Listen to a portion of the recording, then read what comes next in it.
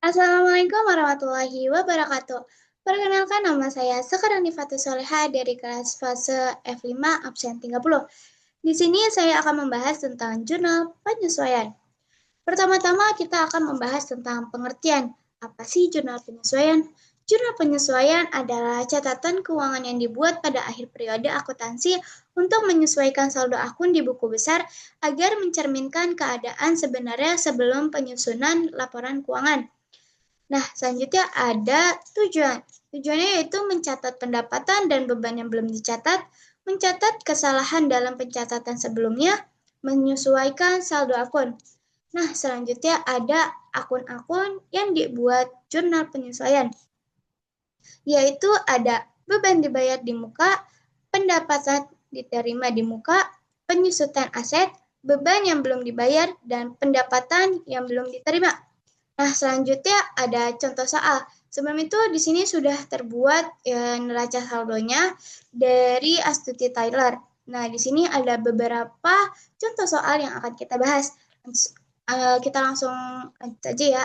Nah, sebelum itu uh, apa aja sih yang ada di tabel buat jurnal penyesuaian, yaitu ada tanggal, keterangan, ref, debit, dan kredit.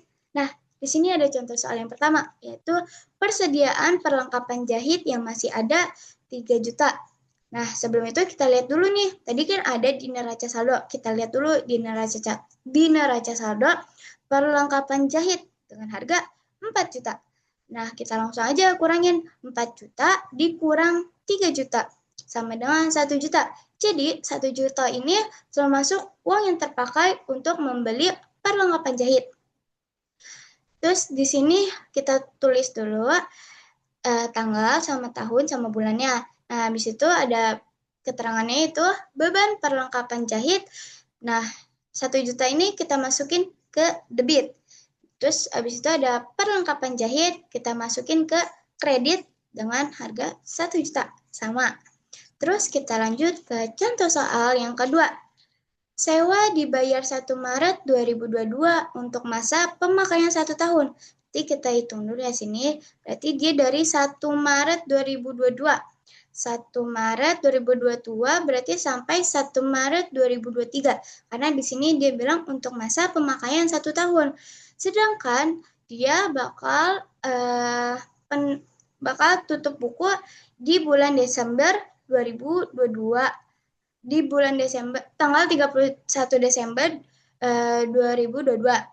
Berarti yang terpakai yaitu 10 tahun dong kalau dari bulan Maret. 10 tahun. 10 bulan kalau misalnya dari bulan Maret. Nah, kita hitung berarti 10 dibagi 12 dikali 24 juta. Nah, sama dengan 20 juta. 20 jutanya ini kita masukin lagi ke sini. Nah, sebenarnya itu keterangannya itu beban sewa 20 jutanya ada di debit, terus sewa dibayar muka ada di kredit 20 juta. Seperti ini. Nah, kayak gini ya. Lanjut aja kita ke nomor 3, yaitu ada peralatan jahit disusutkan 5% dari harga perolehan. Nah, kita langsung aja nih. Di sini kan ada di neraca saldo, yaitu peralatan jahit 28 juta. Nah, berarti langsung kali aja 5% dikali 28 juta sama dengan 1.400.000. Nah, masukin lagi keterangannya itu beban penyusutan peralatan jahit.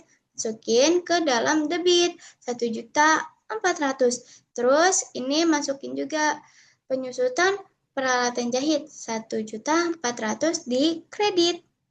Nah, langsung kita ke contoh soal yang ke berapa nih? 4. Nah, gaji yang belum dibayar untuk periode Desember yaitu 1.500.000.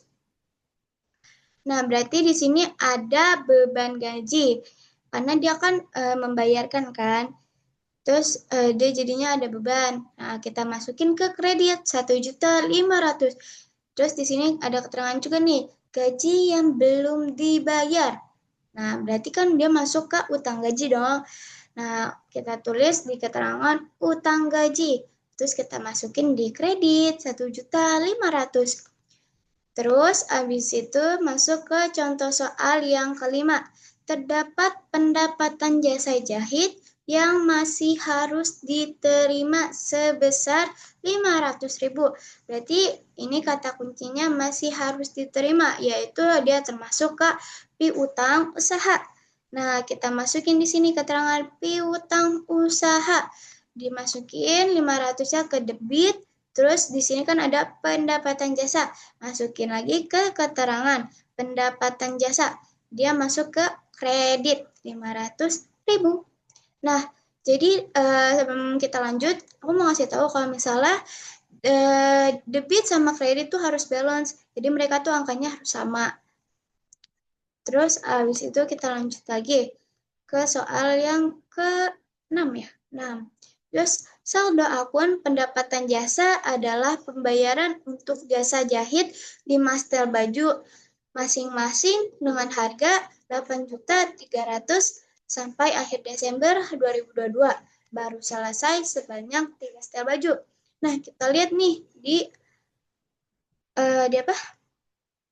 Di neraca saldonya pendapatan jasanya itu 41.500. Nah, nggak usah hirauin. Nah, kita lihat aja di sini. Dia bilang kan pembayaran untuk 5 setel baju dengan harga 8 juta. Ya kan?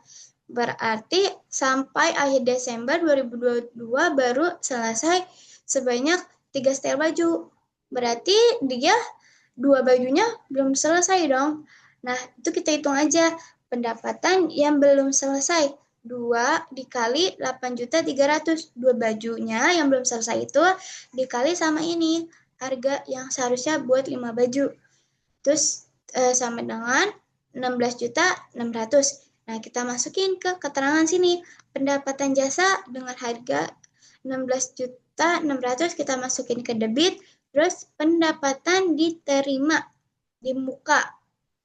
Karena di sini kenapa diterima di muka? Karena di sini udah ada sampai akhir Desember 2022. Terus kita masukin dia ke kredit dengan harga 16.600.000. Nah, di situ setelah selesai kita jumlahin.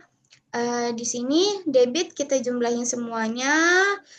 Terus mendapatkan jumlah 41 juta. Nah, di sini juga nih kita hitung semua dapat 41 juta. Berarti balance dong antara debit sama kreditnya. Ini benar. Yeay.